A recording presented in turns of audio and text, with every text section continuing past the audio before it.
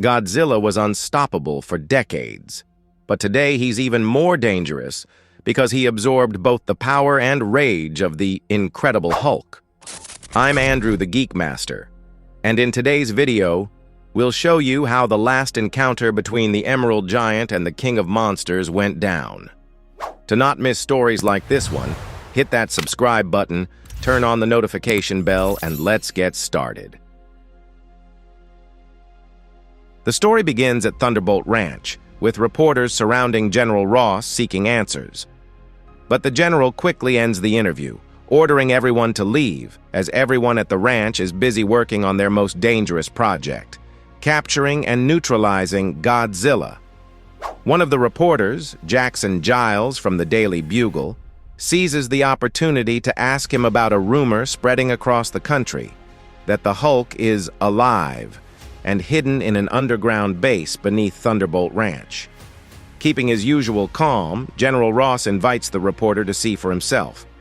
He categorically states that the Hulk is more dead than Elvis. However, deep inside Thunderbolt Ranch, a brilliant scientist with a big secret was walking. His name was Bruce Banner. He had mastered the art of meditation, and for years now, Banner had lost control of his temper. Further ahead, he came across an enigmatic figure and greeted him, calling him Dr. Demonicus. Together, they entered a giant chamber where a large golden capsule stood. It was the Kaiju incinerator. According to Dr. Demonicus, this thing was more than enough to contain the King of Monsters, but for that, both Banner and Ross would have to do their part. On Ross's helicopter, Giles presses the general, asking how he plans to take down Godzilla. The general replies that catching a big prey requires a big bait. As it turns out, at that very moment, Kumonga, the giant spider, had trapped the gentle Mothra in its webs. The cries of the winged creature were enough to pierce even the coldest of hearts, but what would attract Godzilla was a glowing device placed on Kumonga's head. The truth is, this plan from Dr. Demonicus was so twisted and evil, it sent shivers down the spines of the other Thunderbolts. They had failed to kill Godzilla for years, and now Dr. Demonicus had enslaved the furious arachnid.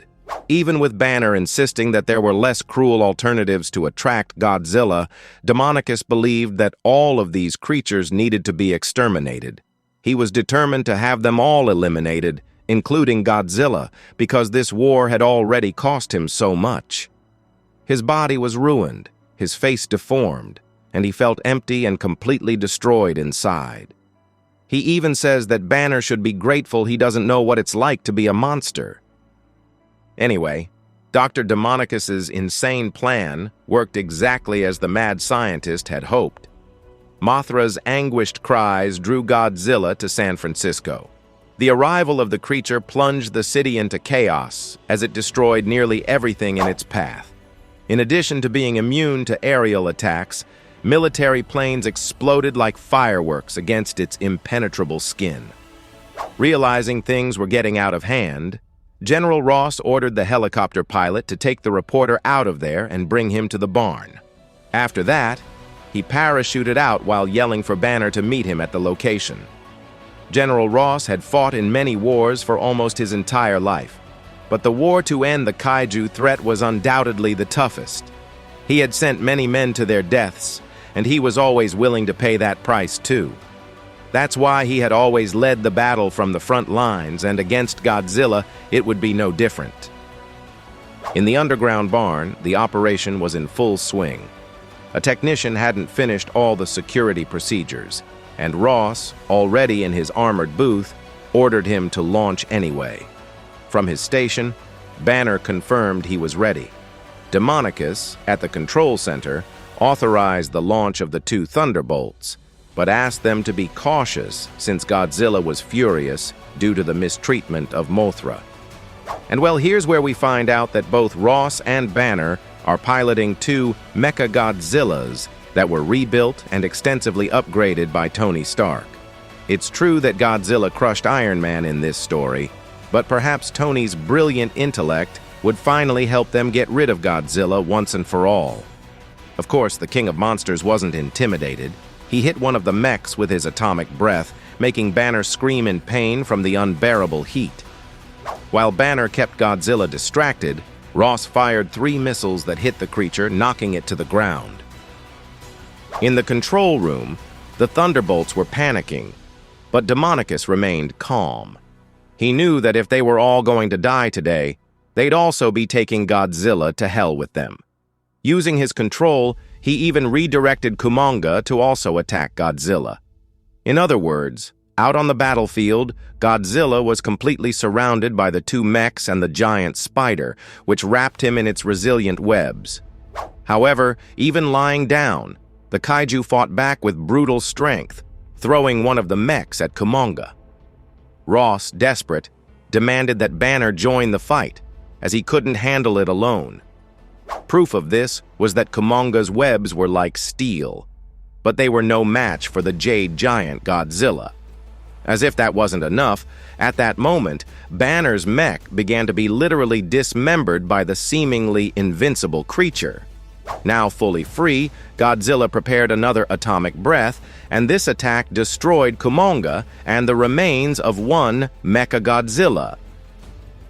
Ross, realizing he was about to die, desperately demanded that Demonicus act and use the promised trump card. And that's when the mad scientist reveals his true plan. His desire had always been to make everyone pay, not just the monsters, but also the men who led him to ruin. He had waited a long time to gather all his enemies in one place. He admits that Godzilla can't be controlled. That's why he invented this story about knowing how to kill Godzilla, just to get to this moment. It's true that Demonicus had been slowly breaking down the bodies of monsters in his incinerator, but in truth, he was also creating new life. A new monster that would eliminate all the Kaijus and become a single dominant ruler, ending all wars. Yes, the Kaiju incinerator was actually a huge egg that began to crack open, releasing something terrible from within. Demonicus reminded Ross of his promise to do anything to defeat Godzilla, and that creature was exactly what he meant by anything. The horrible amalgamation of monsters that emerged before them was called Hedora, a mix of the deadliest and most robust traits of all the Kaijus they had defeated. Hedora would be the only threat in the world. With it, Demonicus would restore the balance of the planet. He was sure his creation would defeat Godzilla. And well, that's what it seemed like when Godzilla fired his atomic ray, but Hedora didn't even feel it.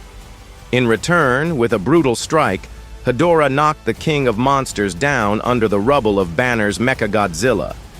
Banner tried to eject, but the mecha's systems were already too damaged. The fear of dying and the desire to live made something change within Banner. Some secrets escape, others are freed, and today was the day Banner's fury escaped the cage. This was the day the Incredible Hulk was free again. Yes, exploding from the wreckage of the mecha, the Emerald Giant shouted that he hated robots and insects, but slimy monsters were what he hated most. He charged at Hedora, landing a powerful punch on the creature. This revelation left Demonicus stunned. If Hulk was Dr. Banner, then who had they buried in that grave? The clash between Hulk and Hedora shook the battlefield. The monster struck Hulk with one of its tentacles, while Ross, still trapped in his cockpit, wanted to know how Hulk was still alive. By this point, Ross's mecha was already being melted by Hedora, indicating that Ross would die at any moment. However, he was saved at the last moment by Hulk, who mocked the general for hiding in armor, trying to look as strong as Hulk, something Ross himself found humiliating. Still, Ross was also surprised to see Hulk alive and asked who was in his grave. That's when Hulk responded that he was never the real monster and that Bruce Banner had used Rick Jones as his scapegoat. After that, Hulk charged at Hedora, determined to crush all monsters. As Hulk approached, Hedora continued to overpower Godzilla. The mud monster found the weakness of the king of monsters, his eyes. Dr. Demonicus's monster was dissolving Godzilla faster than he could heal. the optic nerves were the first to go, and the monster advanced toward Godzilla's brain. Fortunately, Hulk appeared to confront the creature again, but when he landed a powerful punch, the contact with the creature's skin ended up burning his own flesh. While Demonicus mocked Hulk's futile efforts, the Emerald Giant had an idea. If everyone always thought Hulk was a monster and that was wrong, maybe they were wrong about Godzilla too. Ripping the wires from a power pole, he remembered Banner using electricity to revive a heart, and that's exactly what he tried to do. And indeed, at that moment, Hulk's blood mixed with electricity, causing an unexpected transformation. As Godzilla stood up, his eyes now glowed with intense gamma green.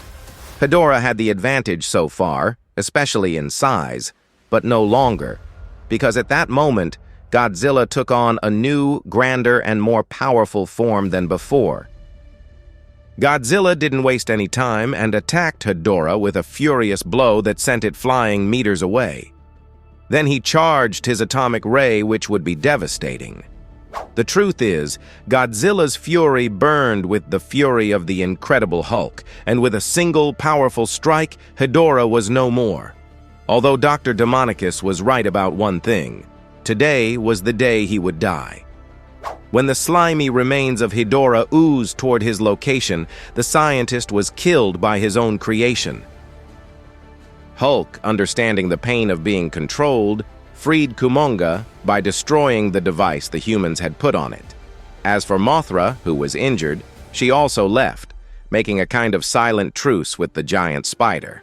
As for Godzilla and Hulk, well, when they faced each other, there was no more hostility, only mutual respect.